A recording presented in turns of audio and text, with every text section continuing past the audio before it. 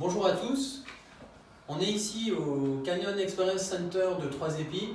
Moi c'est Christian, je suis le responsable du SAV de Canyon France et aujourd'hui je vais vous faire une présentation du réglage du jeu de direction du grain.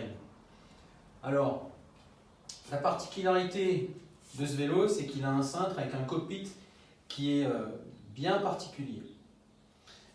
Avec ici un capot, les vis de serrage sur la potence et en dessous on a une platine qui elle va comprimer le jeu de direction parce que tout simplement c'est un headset un peu particulier.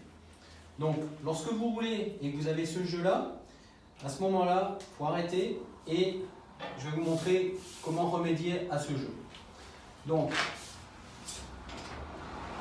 la première chose, c'est que je vais vous présenter l'outillage nécessaire pour faire ça. La première chose, c'est la clé dynamométrique que vous retrouverez lors d'achat de vos vélos dans le carton qui vous sera livré, avec ici les petites douilles qui vont bien, donc à laine de 3, de 4, de 5, de 6 et une Torx qui va également vous servir lors de la préparation du vélo.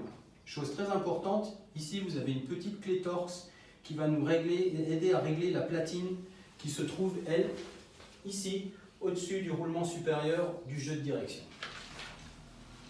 Donc, première opération qu'on va faire, on va démonter ici le capot de la potence pour vérifier où se trouve l'expandeur. Il y a une raison à cela, c'est que si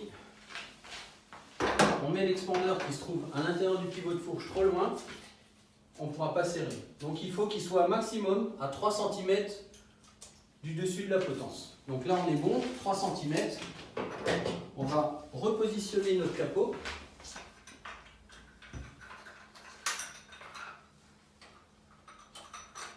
Et c'est lui qui va en fait conditionner le serrage du jeu de direction.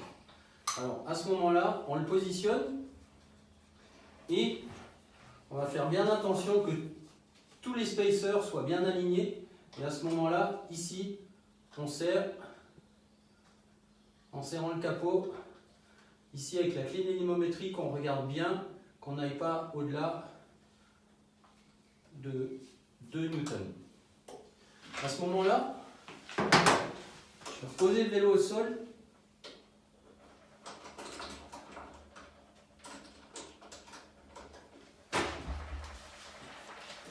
Et on va vérifier ici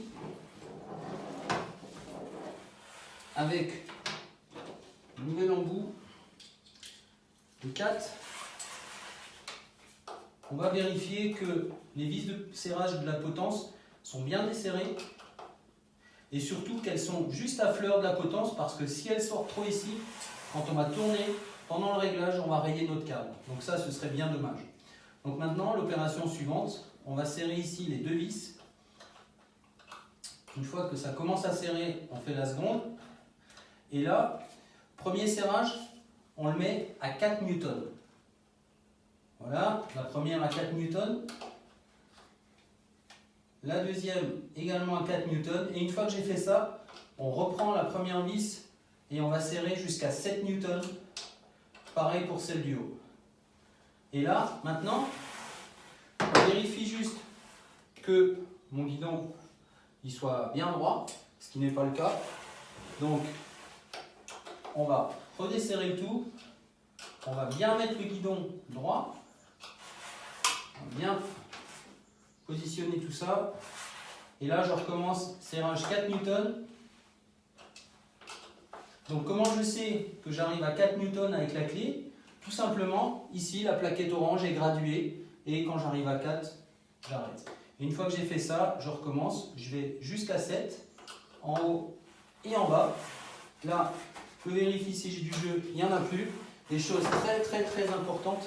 La petite clé Torx, on vient ici, elle rentre dans le logement et on vient serrer la platine qui, elle, va bloquer le tout. Donc voilà, confinement, ça ne veut pas dire pas prendre soin de son vélo. Là, mon jeu de direction est réglé et il est prêt. On attend la fin du confinement eh bien, à la prochaine vidéo. À bientôt.